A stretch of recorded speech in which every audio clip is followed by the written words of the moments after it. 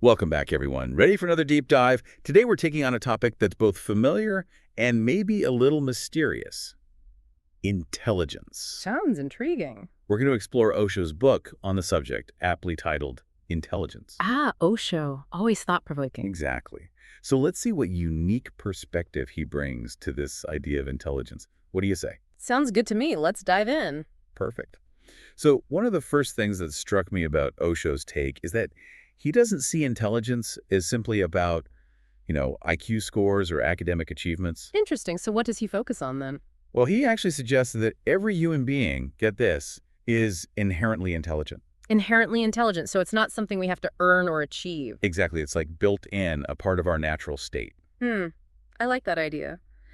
But if we're all naturally intelligent, why doesn't it always feel that way? That's where things get really interesting.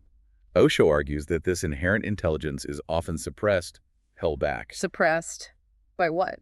Think about it. All those structures we have in society, schools, religious institutions, even political systems, they often end up prioritizing obedience, conformity, fitting in. I see where you're going with this. Following the rules instead of thinking for yourself. Right. And for Osho, true intelligence is about questioning, challenging assumptions, and forging your own path. But those things can be disruptive. Disruptive to what? Well, systems, structures, they tend to like to maintain the status quo. Intelligence shakes things up a bit. So Osho is saying that true intelligence is almost rebellious in a way. You could say that. He has this great anecdote about a student who refused to wear the school uniform.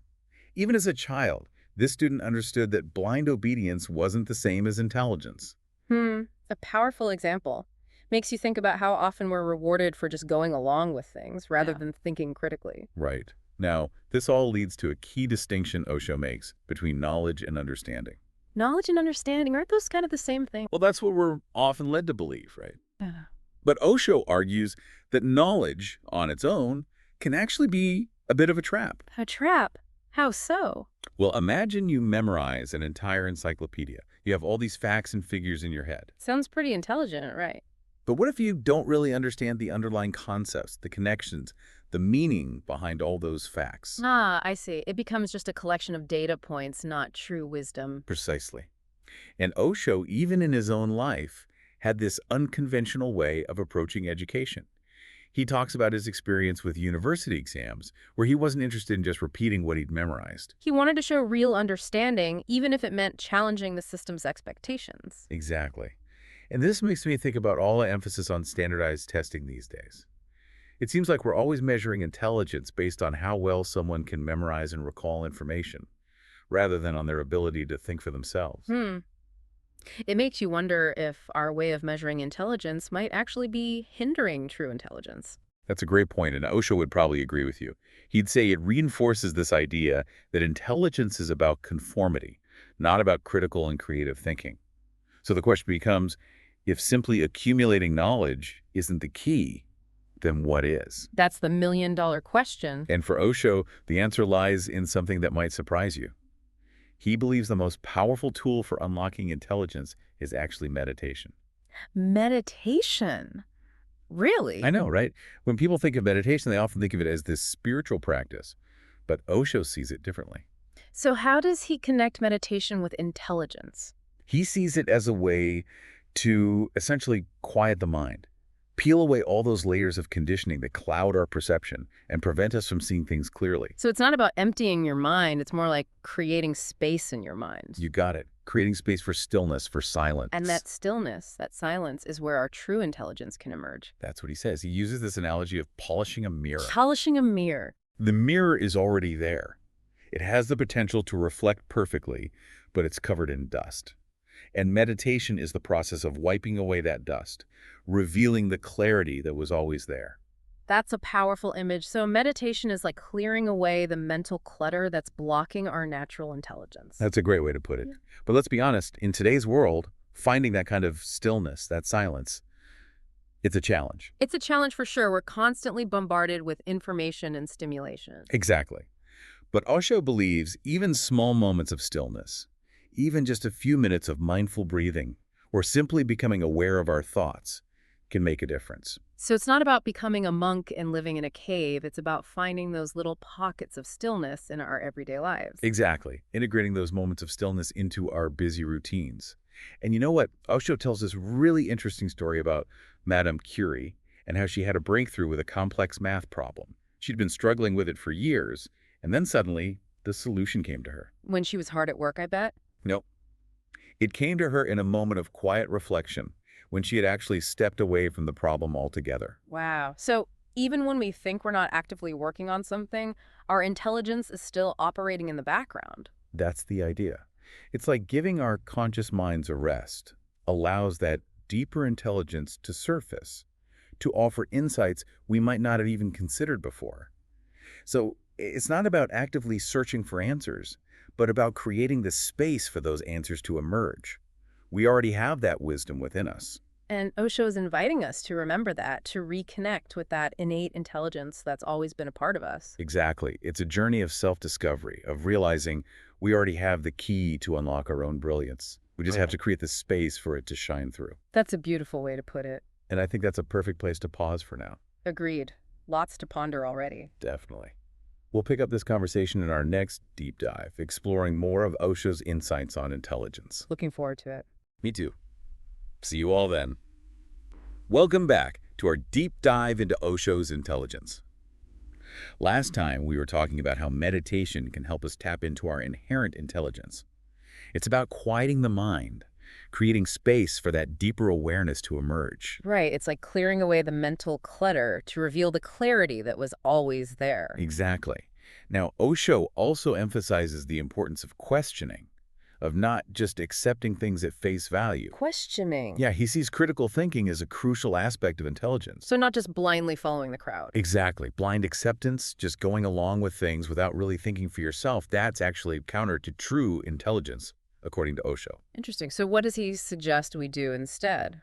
He encourages us to challenge those societal norms, those unwritten rules we often follow, without even realizing it. Like what? Give me an example. Well, think about all those expectations we have around success, relationships, even happiness. Right. Those societal scripts we often follow unconsciously. Exactly. Osho wants us to examine those scripts, to ask ourselves if they truly resonate with us, or if we're just living someone else's idea of what our lives should be. So it's about becoming aware of those unconscious influences and making conscious choices. Precisely. And this questioning, this willingness to challenge the status quo can be applied to everything, from our personal beliefs to the larger systems we live in. He's not afraid to ruffle some feathers. Not at all. He wants us to think for ourselves, to use our intelligence, to create a world that's more conscious, more compassionate, more in alignment with our true values. And he actually tells this really fascinating story about a professor who refused to follow meaningless orders during a military parade. A military parade? What happened? Well, this professor was part of the parade, and he was given these ridiculous commands like turn left, now turn right. And he just stopped and said, what's the point of this? It's completely nonsensical. He dared to question authority, even in a situation where obedience was expected. Exactly. And that willingness to question, to think critically, even when it's uncomfortable or even risky, is a hallmark of true intelligence. It's about recognizing that even those in positions of authority can be wrong, and that our own intelligence gives us the power to discern what's true and what's not. Now, Osho also had some really thought-provoking ideas about confidence and doubt. Oh yeah, like what? Well, he actually saw blind confidence, that unwavering belief in oneself, as a sign of insecurity. Really? Isn't confidence usually seen as a positive trait? It can be, but Osho believed that true confidence comes from a place of humility, from recognizing that we don't have all the answers, that we're always learning and growing. So it's not about being arrogant or pretending to know everything, but about being open to different perspectives and willing to admit when we're wrong. Exactly. And that openness, that willingness to embrace doubt is essential for growth. It allows us to constantly expand our understanding and to evolve as individuals. So true intelligence isn't about having all the answers. It's about being open to the questions. Precisely. Now, Osho also applied this idea of intelligence to the realm of relationships. He believed that true intelligence allows space for both love and aloneness. That's interesting. How so? He challenged the societal pressure to always be in a romantic relationship, viewing that clinging to a partner, often out of insecurity, as something that can actually stifle growth. So it's not about avoiding relationships altogether. No, not at all. It's about recognizing that we don't need another person to complete us. True fulfillment comes from within, from cultivating a deep sense of self-love and self-acceptance. So before we can truly connect with another person, we need to be comfortable with ourselves, with our own company. Absolutely. And from that place of wholeness, we can then approach relationships with more clarity and intention, choosing partners who support our growth and challenge us to become the best versions of ourselves. It's like he's saying both connection and solitude are important for our personal growth. We need to find a balance between those two poles. Exactly. And, Osho also pointed out this interesting paradox in our society. He said we often condemn love while glorifying war. Wow, that's a powerful observation. It is, isn't it? He's urging us to question those deeply ingrained beliefs, to examine why we celebrate violence while often shunning expressions of love and compassion. Like he's turning our conventional thinking on its head. Exactly. He's inviting us to move beyond the surface level, to look deeper into the roots of our beliefs and ask ourselves if they're truly serving us or hindering our evolution. It's a call to action, to question those assumptions that we've inherited without even realizing it. And that questioning, that willingness to challenge the status quo, is at the heart of Osho's vision of intelligence. It's about recognizing that we have the power to shape our own reality, to create a world that reflects our deepest values and aspirations. It's not just about developing our own intelligence, but about using that intelligence to make a positive impact on the world. Exactly. It's about recognizing that our individual journeys of self-discovery and transformation are all interconnected, and that by cultivating our own intelligence, we contribute to the collective awakening of humanity. Wow, we've covered so much ground in our exploration of Osho's intelligence. It's really a call to awaken to a different way of being in the world, isn't it? It is. Osho challenges us to question, to go deeper, to move beyond those surface-level definitions of intelligence we often get caught up in. And to really trust that inner knowing we all have. One of the things that's really stuck with me is this idea that intelligence is more about understanding than just knowledge. It's not enough to simply accumulate facts and figures. It's what we do with that knowledge that truly matters. Exactly. Osho makes this really interesting comparison. He says knowledge is like furniture. Furniture. Yeah, and understanding is like the space in a room. Okay, I'm intrigued. How does that work? Well, you can have a beautifully furnished room, but if there's no space to move around, to breathe, to experience the room, then the furniture kind of loses its purpose. I see. So it's not that the furniture is bad, it's that it needs that space to be truly appreciated. Exactly. And that's how Osho sees knowledge and understanding. Knowledge is important, but it needs that space of understanding to be truly meaningful, to have real value. It needs context, perspective, insight. Precisely. And he believes this understanding can't just be acquired from books or lectures. It comes from living, from experiencing, from those aha moments that come when we're fully present in our lives. Exactly. And Osho was all about challenging those conventional ways of learning. Even with his own education, he took this unconventional approach, particularly when it came to those dreaded university exams. He wasn't interested in simply regurgitating information. He wanted to demonstrate a true grasp of the subject matter, even if it meant pushing back against the system's expectations. He was a rebel with a cause. And it makes you think about how much our current education systems still emphasize rote memorization and standardized tests. Right, like we're valuing conformity over genuine understanding.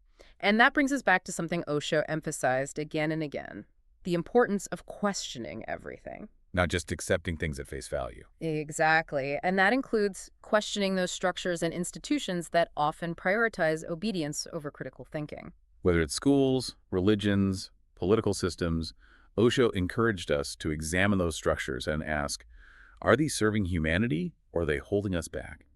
It's about recognizing those subtle ways we're conditioned to conform, to follow the rules without question. And it takes courage to break free from that conditioning. It does. But Osho believed that's where true intelligence blossoms, when we dare to think for ourselves, to challenge assumptions, and to create our own paths. And for him, the most powerful tool for cultivating this intelligence was meditation. Yes, he saw meditation as a way to quiet the mind, to peel away those layers of conditioning and societal expectations that can cloud our perception. It's not about escaping reality, but about coming back to ourselves, to that place of inner stillness where wisdom and clarity can emerge. It's like creating a sanctuary within, a space where we can reconnect with our true nature, that inherent intelligence that's always been there. And even small moments of stillness can make a difference, right? Doesn't have to be hours of formal meditation. Exactly. It could be a few conscious breaths, a walk in nature, a moment of simply observing our thoughts without judgment. It's about bringing that quality of mindfulness into our daily lives. And as we do that, as we become more aware, Osho believed we start to see the world differently. We become more present, more attuned to those subtle whispers of wisdom that are often drowned out by the noise of our minds. We begin to tap into that deeper intelligence that's always been within us, guiding us, supporting us. And that, I think, is the ultimate message of Osho's intelligence, that we already have everything we need within us. The intelligence, the wisdom, the capacity for transformation, it's all there, waiting to be uncovered. And by cultivating mindfulness, by questioning everything, by embracing doubt and uncertainty as opportunities for growth, we can unlock that potential and create a world that's more conscious, more compassionate, and more in alignment with our true selves. What a powerful reminder. So as we wrap up this deep dive into Osho's intelligence, the question is, how will you choose to cultivate your own intelligence today? What small step can you take to quiet the noise, to connect with that inner wisdom, and to live a life that's more aligned with your true potential? It's an invitation to awaken to the intelligence that's already within you, waiting to be expressed. Thanks for joining us on this journey of exploration. We'll see you next time for another deep dive.